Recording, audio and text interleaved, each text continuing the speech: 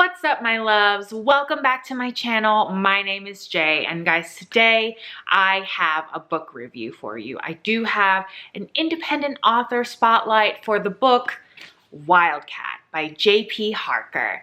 Guys, J.P. Harker, he reached out to me a couple weeks back when he saw my intro to booktube book tag, and he saw that my favorite genre is fantasy. So he was like, hey, I saw that your favorite genre is fantasy. Would you mind if I sent you my book? And I said, sure, I will gladly receive your book, read it for an honest review and exchange. And here I am finally with that review. It's been a couple weeks coming, but the holidays really got me all sorts of derailed from my regular schedule, but we're back. So I want to go ahead and be frank. This was a DNF for me.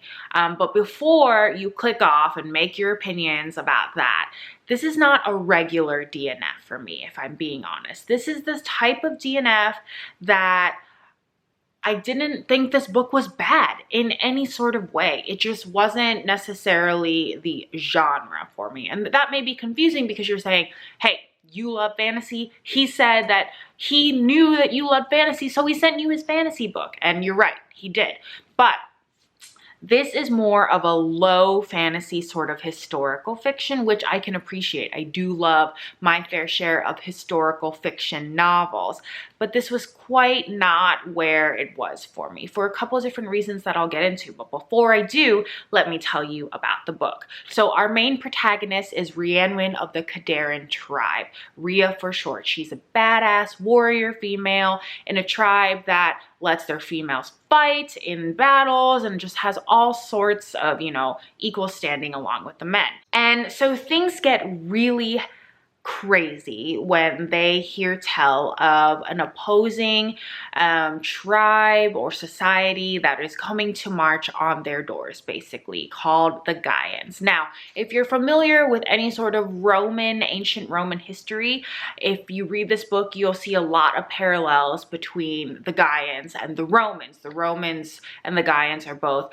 very organized. They have a very hierarchical sort of military structure, while the Kadarin, the tribal people here, they are organized, but they are much more tribal. I don't know how else to explain that really.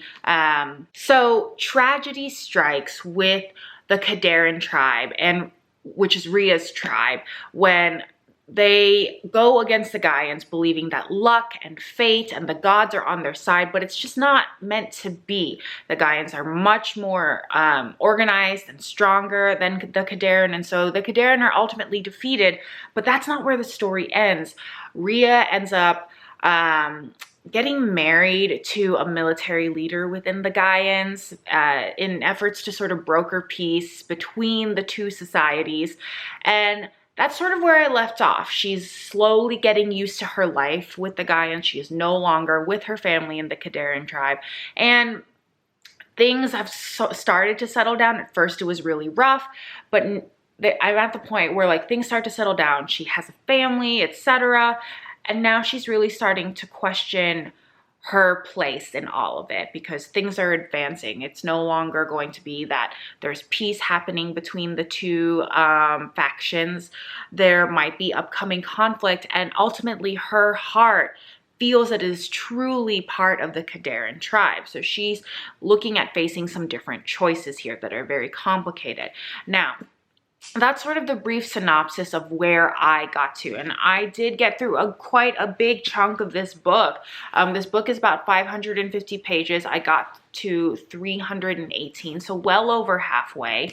Well, maybe not well over, but about halfway, a little bit over. And what really sort of decided the fact that I was going to DNF this book is that it is low fantasy and more historical fiction. So in 318 pages, the amount of magic that there was in there is very minimal. I don't really have a number that I can put it to, but very minimal. And so I was sort of just left waiting and searching and hoping for magic and the like to appear in the book. Now, that's not to say that, you know, I was just reading it out of pure obligation. I really enjoyed it. It's very well written.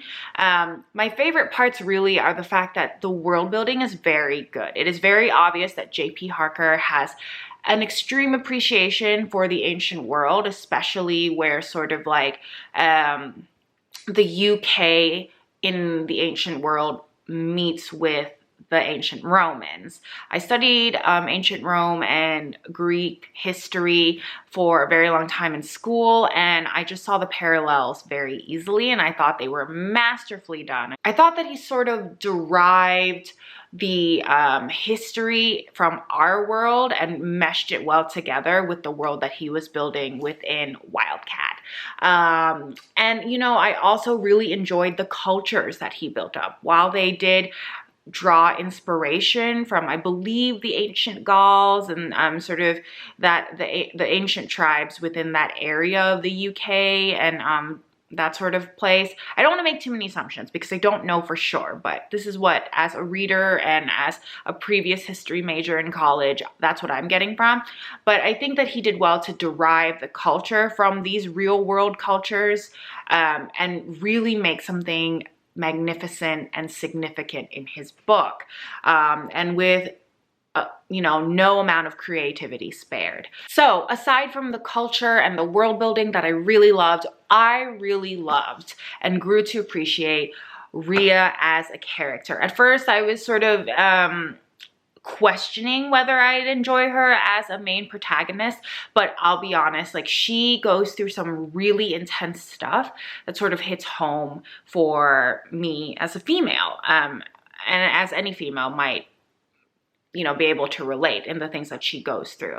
She just goes through some hardships that are just inherently female, and I don't know how other people would feel about this, but I feel like from a male author, I think he did really well to present the complexities of what it was to be a female sort of forging her own path, but also wanting to have things like a family and, you know, just a normal life in the terms of the Kadaran tribe. So I think he did that really well. And Rhea started out as a really strong battle-worn character with a lot of badass, you know, personality traits. I don't know how else to say that, but she is a badass. And she continues to be a badass throughout the book, but she also has, you kind of get to see her softer edges, and you see sort of just how she really does sort of shift and change over time like most people do. So I think he did really well with character development there. Another thing too that really struck me about this book is that, you know, I have always wondered in my time as a history major, specifically studying the ancient world, what it was like to sort of try to merge cultures from the conquering sort of people to the conquered people. And so when Rhea has to get married to a military leader within the Gaians, I just couldn't help but feel like he was very good to describe all the anxieties and all of the shame that goes with it, of being the conquered people, and then also just like the confusion on both sides of how to merge these societies together. And it was by no means perfect in the real ancient world, and it's definitely not perfect here, and I think that he did that exceptionally well. Now, I should have mentioned earlier on that I am going to be rating this book about a 3.75, not quite 4, but just about there. Mostly because this is not my genre. It's just not my taste. The writing is very good, but the actual plot and sort of structure of the story is just not where I'm trying to be in terms of reading. And my only other real complaint about this book is that there were times that the dialogue was a little corny. I don't have any specific examples. I do think that it was a little widespread throughout the first sort of third of the book. It did seem to get better as the story moved on, but there were just moments where like the dialogue felt a little forced. Even with Rhea and the dialogue with herself, like the thoughts that she was thinking to herself, it did feel not necessarily the most natural. Other than that, I don't have a lot of complaints with this book. I think that if you're interested in historical fiction, if you're interested in the ancient world presented in a really interesting, new, and cool way, this is going to be the book for you. If you are looking for a higher fantasy, bigger sort of situations of magic, maybe not the best book for you. Now, I will say, I think there were inklings of magic that were beginning to happen right around where I left off, but at that point, I just sort of had lost the amount of effort that I wanted to invest in the book because I am so heavily motivated by magic. I don't know. I just love my magic. But like I said, if you're a historical fiction fan, you love cool battle scenes, because he has great battle scenes written in here and I am living for it, this is going to be the book for you. I will include all of the information down below for this book, for J.P. Harker's information. And if you want to check out the book for yourself, definitely feel free and find all of that in the caption below.